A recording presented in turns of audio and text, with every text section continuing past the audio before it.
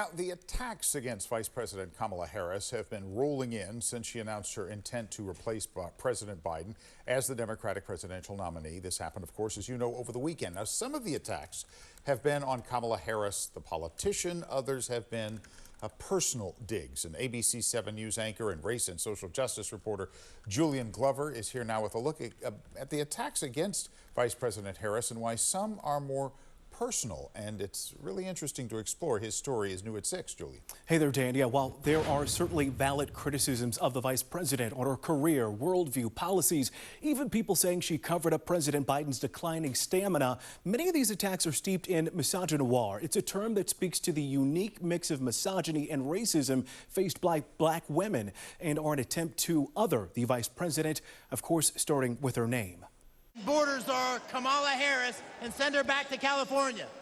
Kamala Harris. Vice President Kamala Harris is no stranger to having her name mispronounced. But after nearly 4 years in the White House and 4 years prior as a headline-making senator, this is still happening. Our border czar, Kamala Harris. Kamala Harris. Columbia University Associate Professor Dr. Brandy Summers suggests there's more to it. If it's not intentional, the intentional component is that they're not willing to learn how to say her name properly. It's creating another othering potential and say that she's too different to be a leader in this nation. Along with her name, it's also her experience that's under attack. But not what Harris has done once she got a seat at the table. They're also attacking how she got that seat at the table.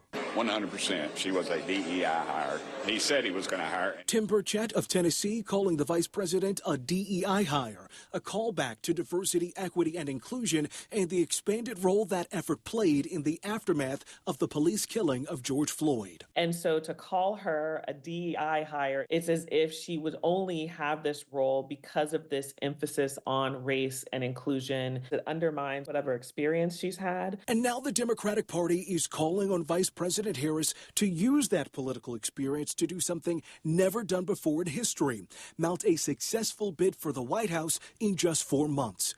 Dr. Summers argues that asking a black woman to save the day is also rooted in problematic tropes that paint black women as maternal figures and saviors. Take this interaction from CBS's The Drew Barrymore Show, for example. We all need a mom.